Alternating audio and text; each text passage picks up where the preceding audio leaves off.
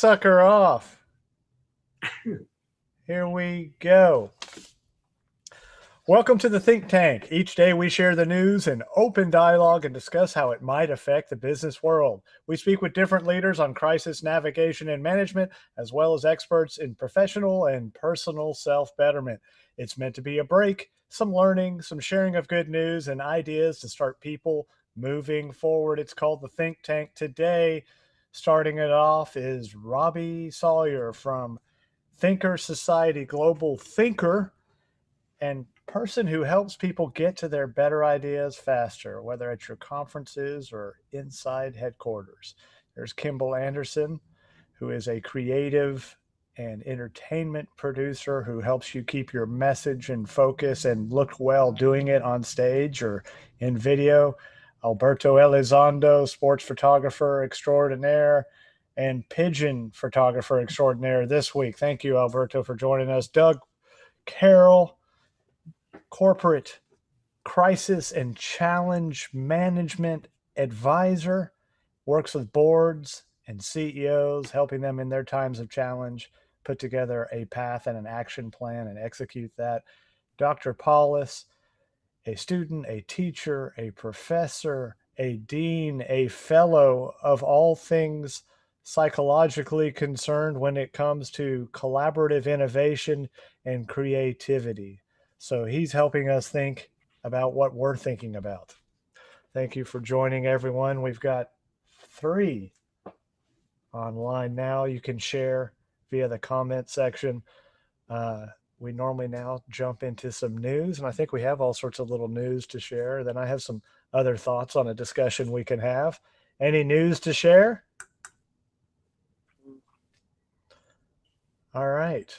No, I hear just laying out on you there, Sam. Well, it was I didn't realize it. I'm a little late on the news, but I was watching at lunch. You know, I have lunch every day with Governor Cuomo. Yeah, how's that going, by the way? It's good. It's good. Yeah, he's upping his game every day. But it's interesting to hear now all the people at the White House who are stepping back and going home and remoting in. God, that's crazy news. That was interesting to see. Man, I had something else.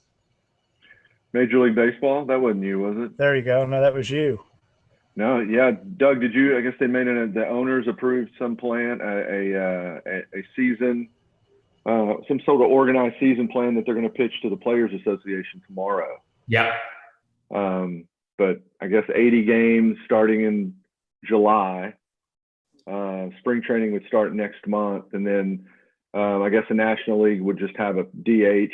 They wouldn't do it. It's going to be DH across the board, American League and National League.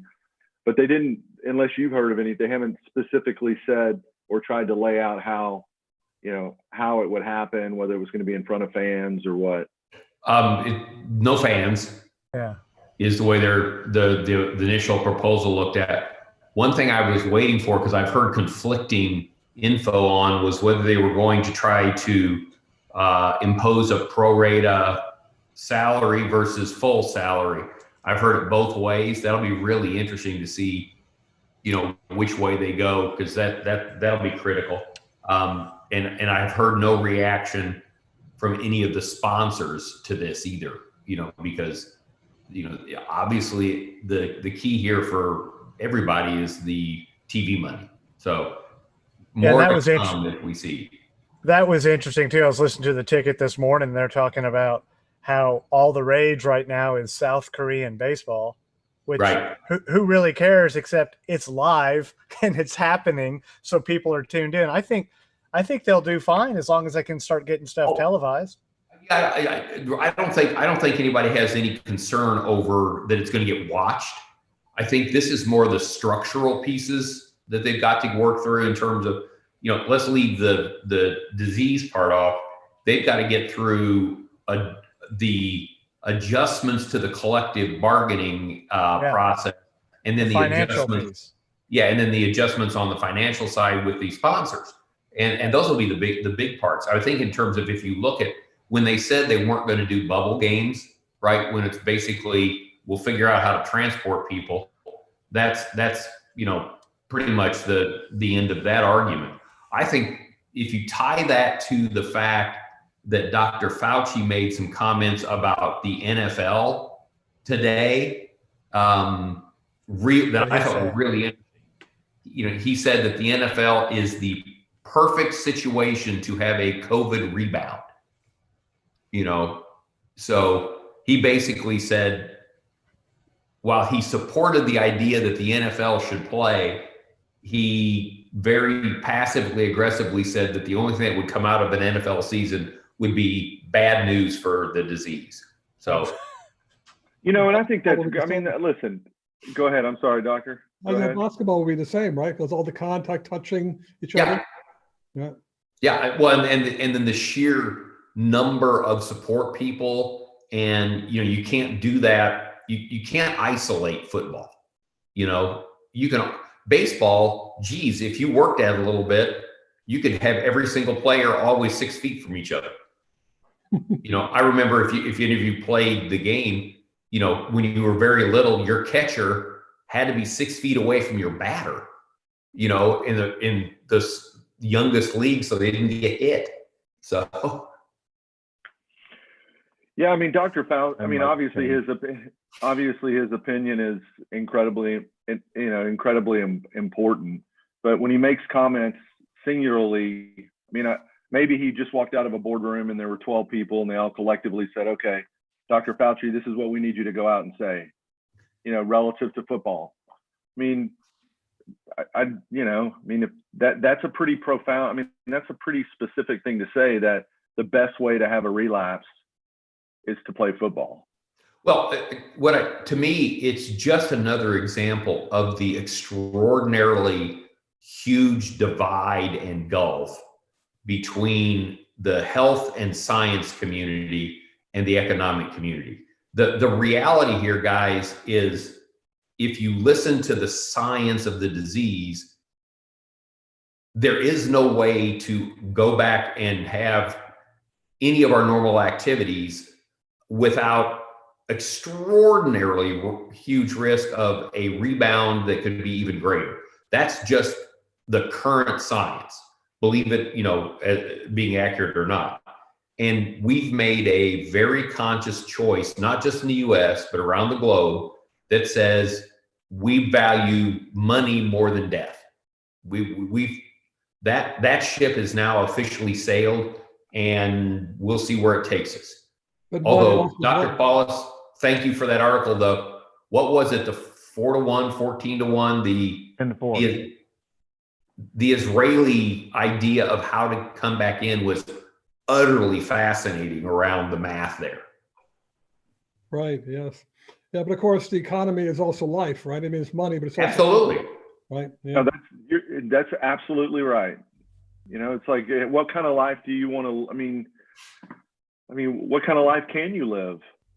Well, and you can go down the unknown path of statistical analysis that said, if we don't get the economy back up, we'll actually lose more lives to suicide, to malnutrition. There's arguments that are extraordinarily valid on either side. If you take emotional judgment out of the way, it's the world's biggest lose-lose.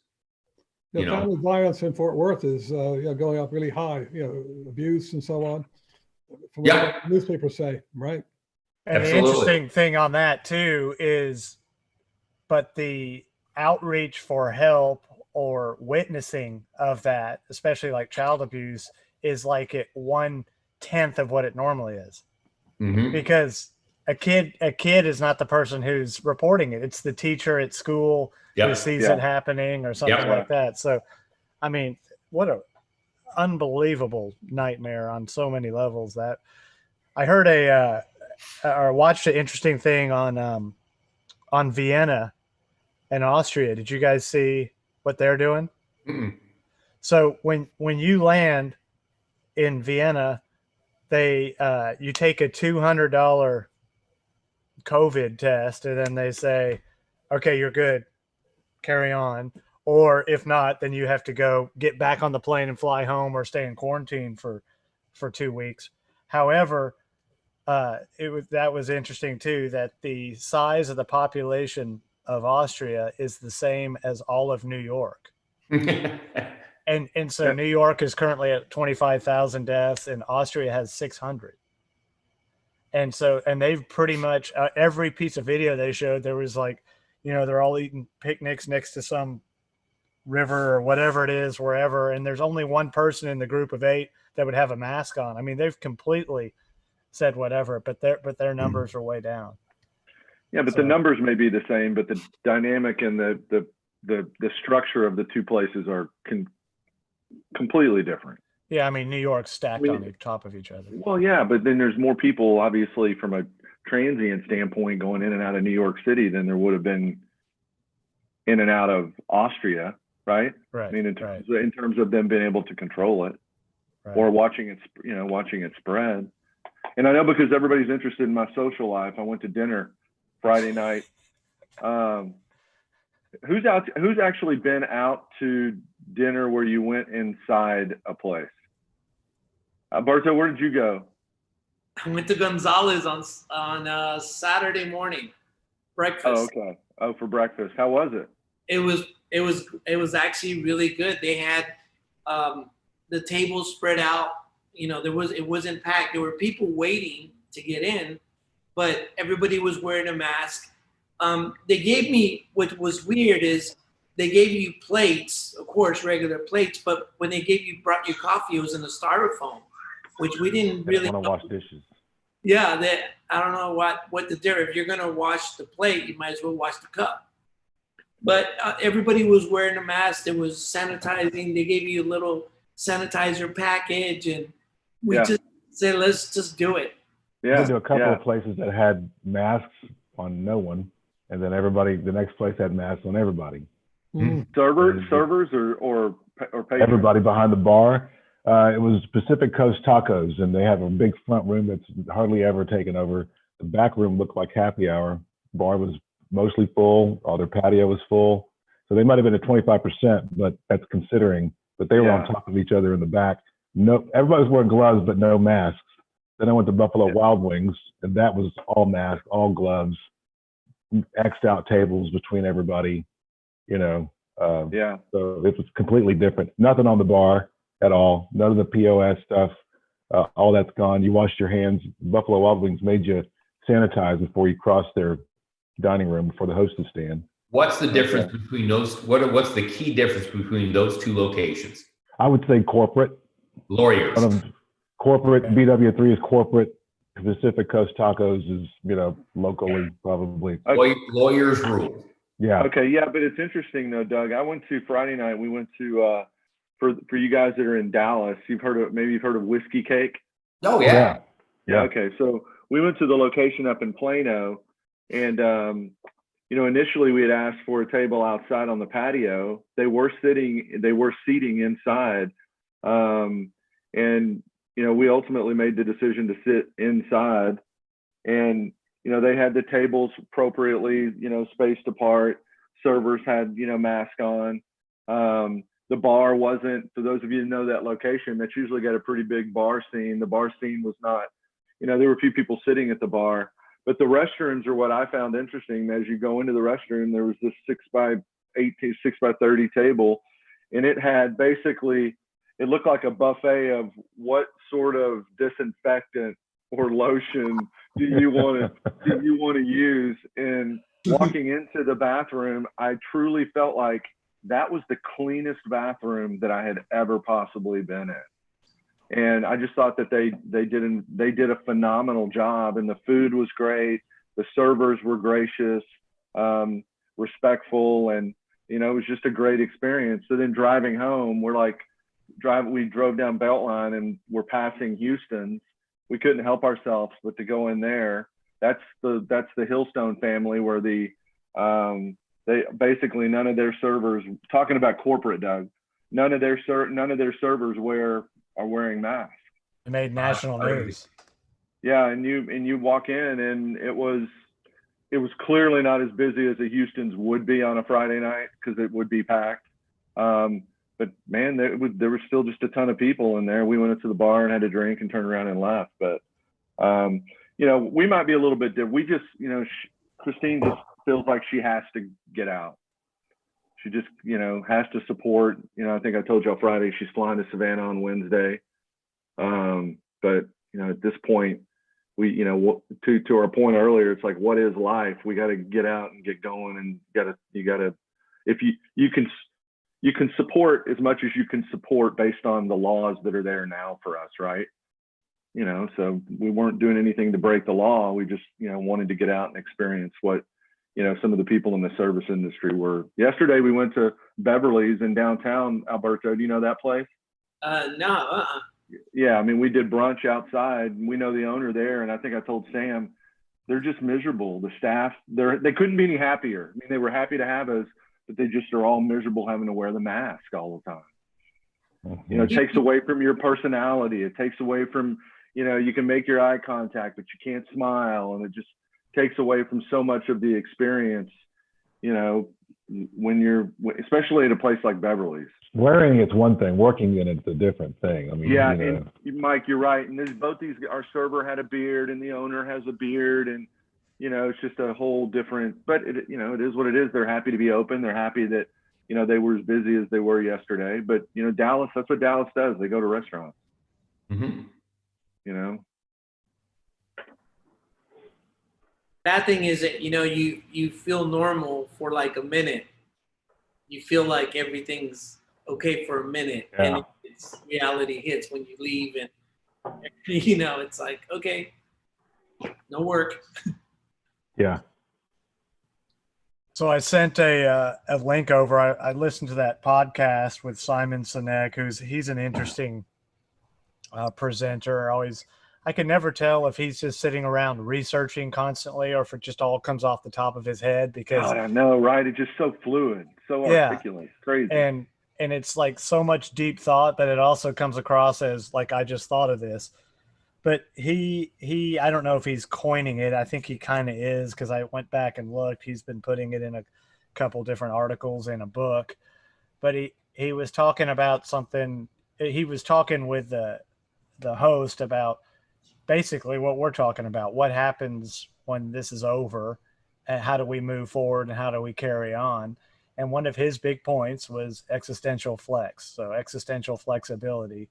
And in his definition, that's the capacity to make a dramatically huge strategic shift in an entirely new direction to advance your cause or your purpose. And, you know, he said many times, or you know, in a lifetime, in your lifetime of work or your profession, or in your lifetime in general, you might have one of those, but we've actually had one already, if not more, as far as the internet's concerned.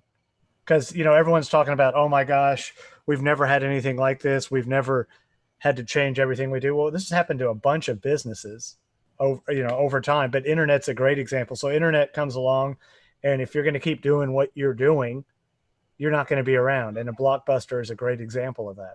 They said, now we don't need to. And all of a sudden the Netflix of the world come along and do that.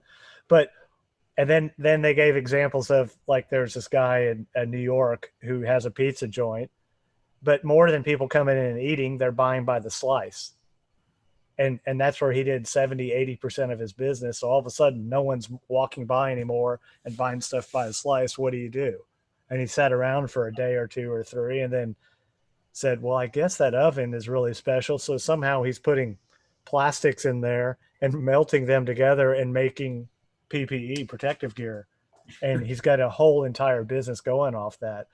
So the thought is, what are different things that people are doing now that might carry into the future that are completely different from what they were doing? And how many industries and people are going to have to change to make that happen?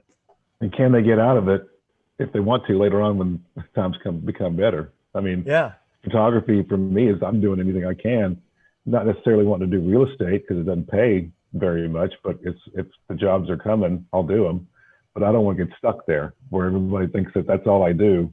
And then, you know, shit, now I'm stuck here and I can't. So someone that's doing that, I mean, I don't think he's going to get stuck making masks, but, you know, right. There's a time that he's going to have to switch balance back to where he wants.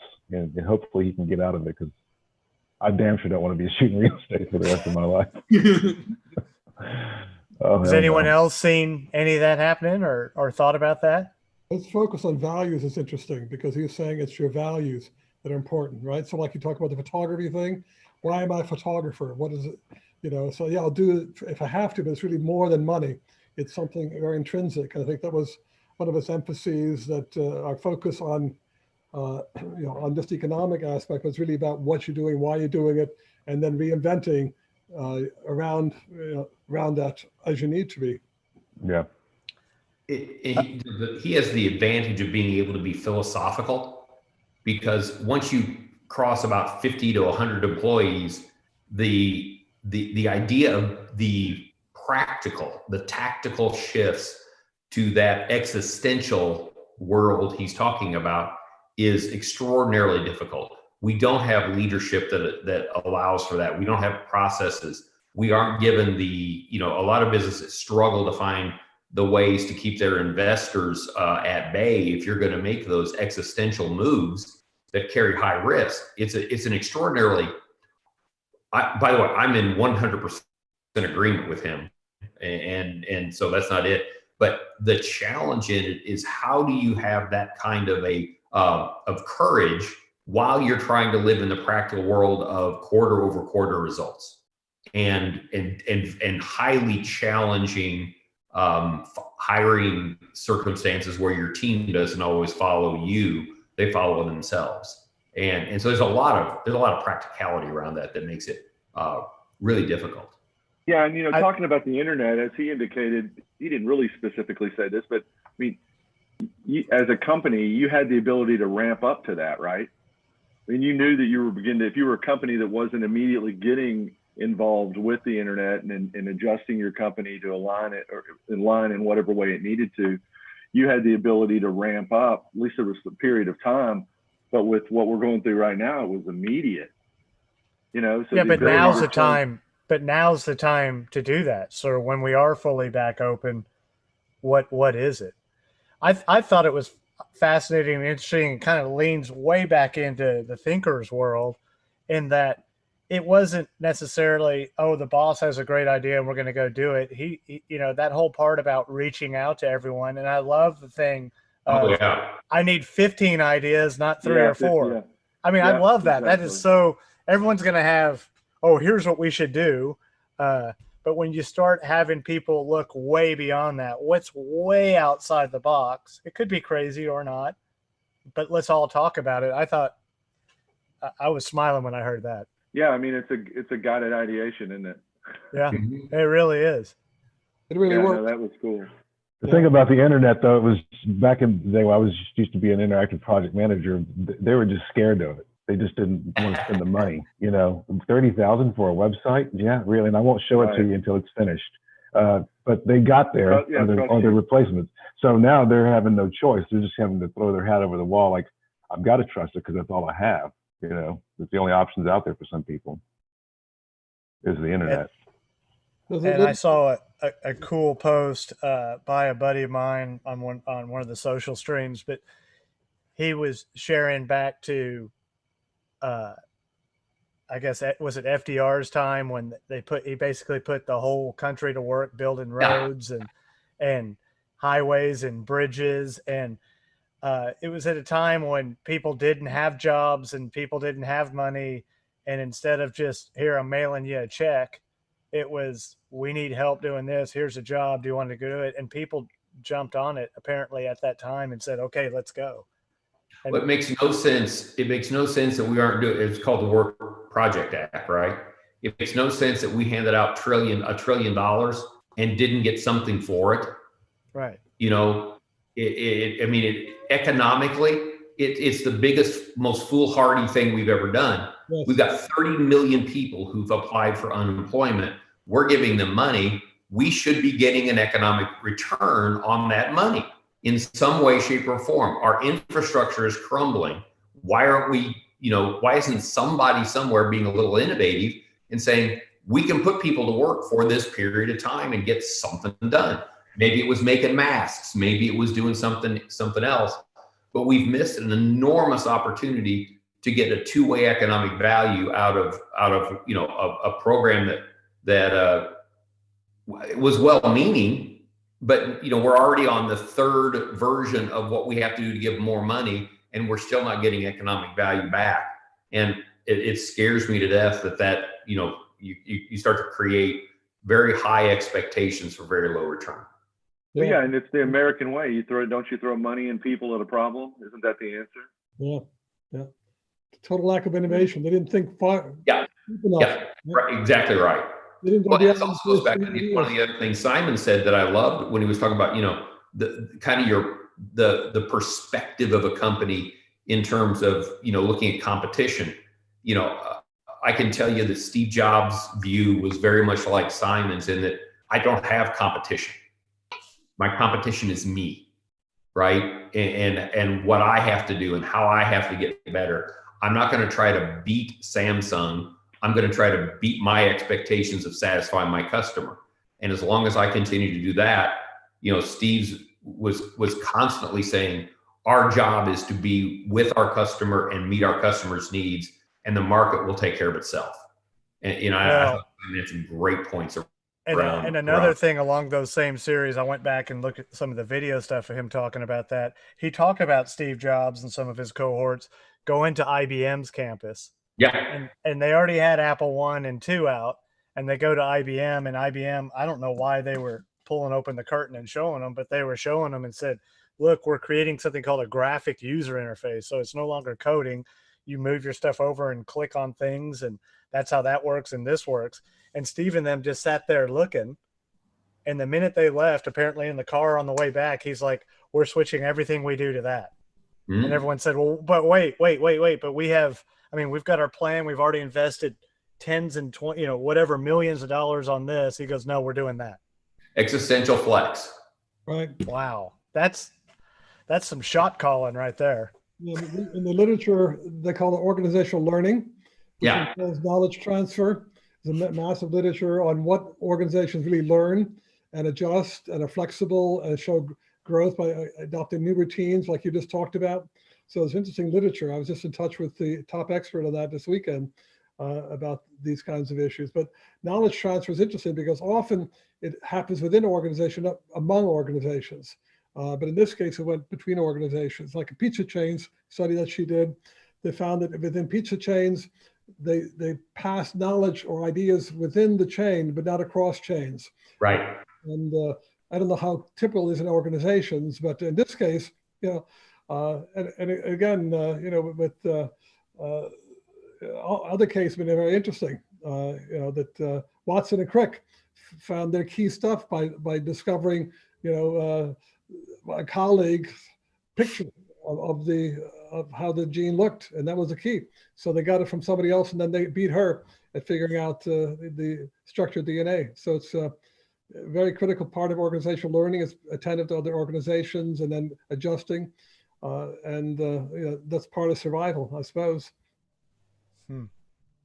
That's interesting because some of the literature on organizational learning has been how it's been slowing down, in over time, and it'd be interesting to see what the current situation would do if someone's going to be doing some studies on organizational learning, organizational development, and effectiveness, and what that's going to do relative to successful organizations and speed in learning.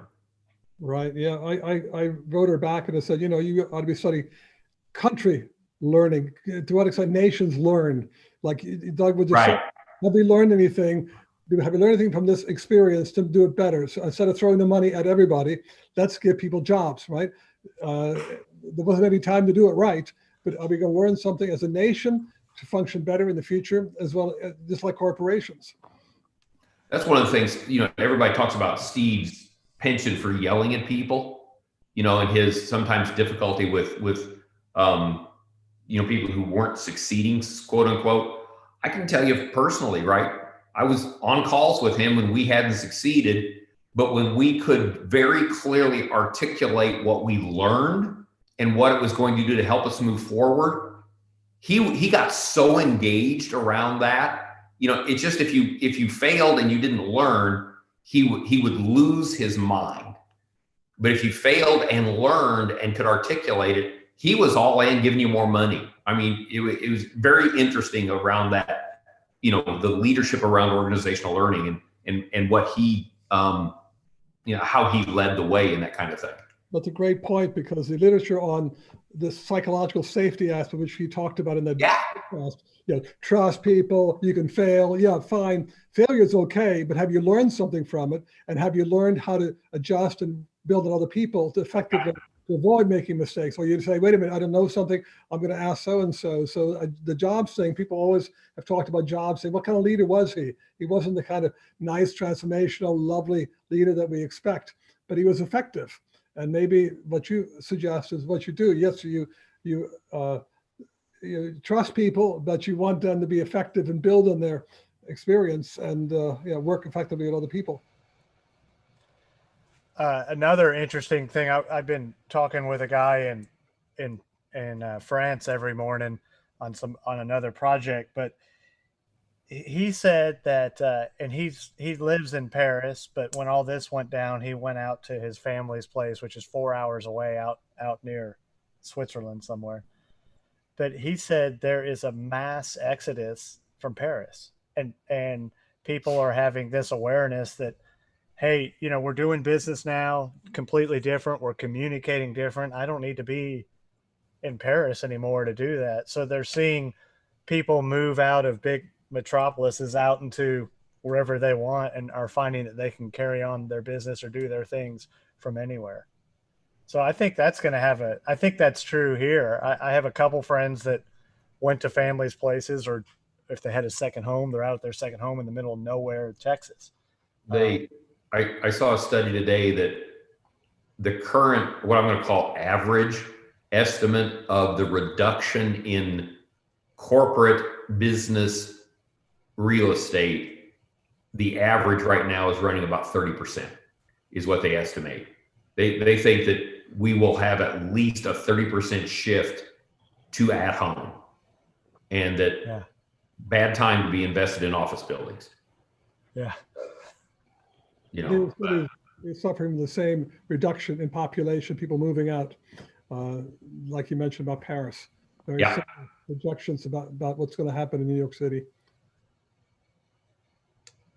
Well, I would think in places like New York City, it could be, you know, exponentially higher because of the cost of living, not just everything else, but you could see people that could say, when you look at millennial recruiting and the difficulties that there are in recruiting in that age category, if you were, you know, and I'm particularly sensitive to that in healthcare, if you could do that where you could give them a better quality of life simply through telecommuting, you could see even a larger shift in some of those metros that, you know, are so high cost and so difficult to get, you know, the first couple of layers of people into and have a good life. This, you know, it could be even more pronounced there. And those corporations that were dragging their feet a little bit on, no, we got to have everyone here from 9 to 5. Yeah. That boat sailed now. I mean, it's proven, obviously, that you can not do that and still get by. Now, the question is going to be, so we've had, you know, so thinkers, right? This is a great thing for the thinkers thing. So it's the evolution of this, though, it's just been birthed. And as you get into the routine in 2 years, how are you going to build effectiveness around collaboration? Because Zoom meetings aren't going to be effective over extended periods of time. You got to find new ways to do, you know, engaged collaboration. And so, you know, this is where you guys are brilliant at this kind of stuff. And so, you know, I'm going to be really curious to see what's that evolution look like to truly effective, you know, human centric,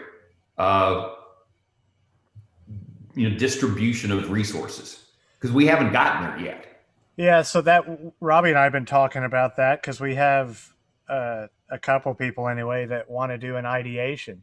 And were they good to come down to the studio? Kind of. Is the studio good to have them? I don't know. But it's like it goes back to what we've been talking about all along. It's iterative innovation. So we're like, well, well, screw it. Let's just do it. Let's just do it virtual.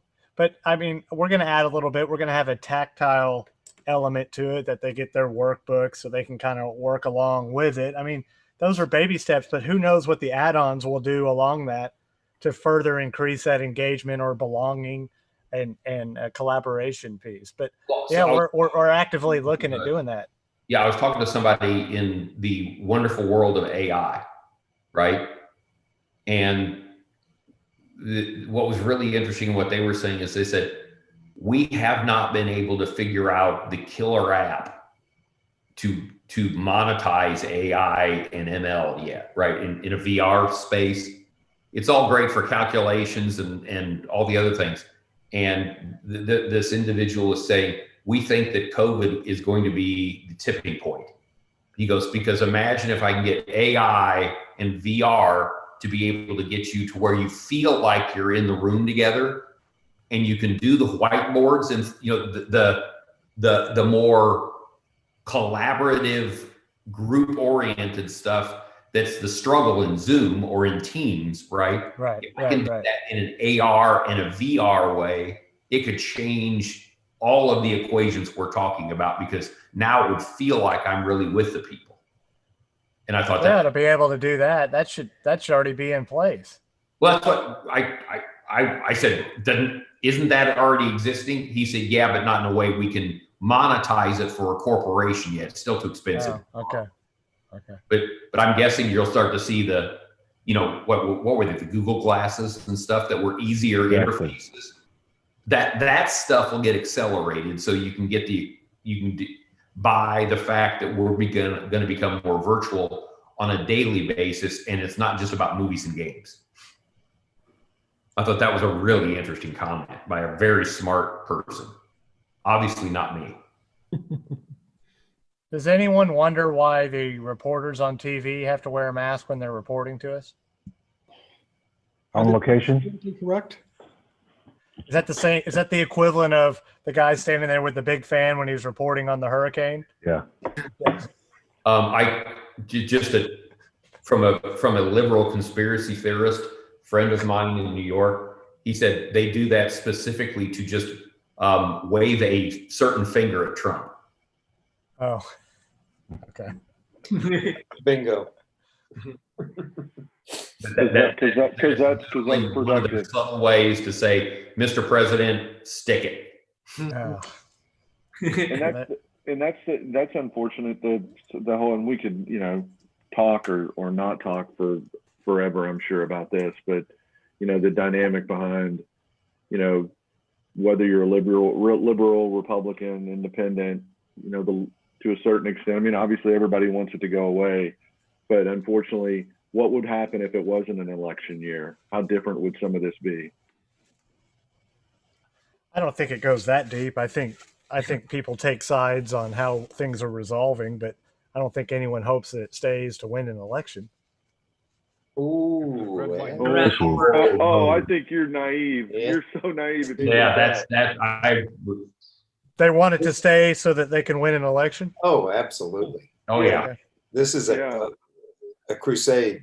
Okay. I don't know if it actually did go away. I think the damage is done. I mean, you know, just looking at numbers, just, you know, just, I think what you got is what you've seen a division that, and there's polling numbers that indicate this, is that everything now hinges on if the virus comes back and or the economy gets better or worse, they're tracking that to who will win. Yeah. Right. Pretty simple. It's that simple.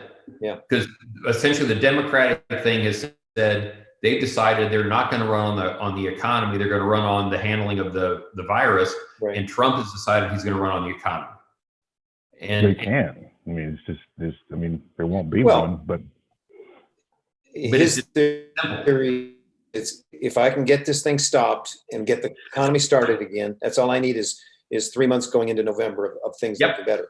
But And right now is the where other they side define says- their opponents right now. But the opponents are being defined right now in the spring and summer, and then they have to deal with that in November and in the fall. So Yeah. right now, it's your labels are being made for you, and you're going to wear it Yeah. all summer long.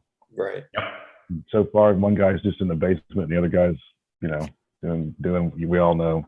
Yeah. So All All right. right. Well, what's up this week, Sammy? You got anything cooking?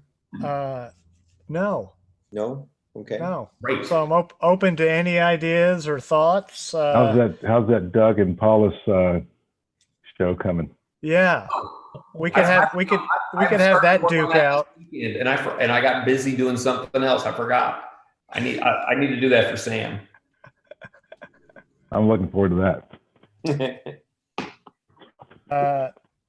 No, I haven't. Honestly, haven't put any more thought. Did anybody finish The Last Dance? I watched episode 6. Man, I mean, I haven't seen 7 and 8 yet. I taped it, but yeah, honestly, I always thought Michael was amazing, but I didn't know how amazing he was, and that show is really showing that. When I watched 6 last night, or 5 and 6, and hearing Barkley talk about him, I mean, there isn't a bigger "I love me more than me, and I'm the best there ever was." But to hear him, I've never seen him so sober like that, saying, "I played my very best game and did everything I could, and it wasn't close to." Yeah. If that series doesn't empirically put the GOAT argument to bed, I don't know what will. Yeah. Yeah, that was it's a great show, and much more respect for Michael than I ever had. fascinating. All right, gents, we'll jump on tomorrow, and if we come up with something, we'll let you know. Yep. Thanks all. Okay. Cheers. Take care. Come on, guys. Take care. Bye.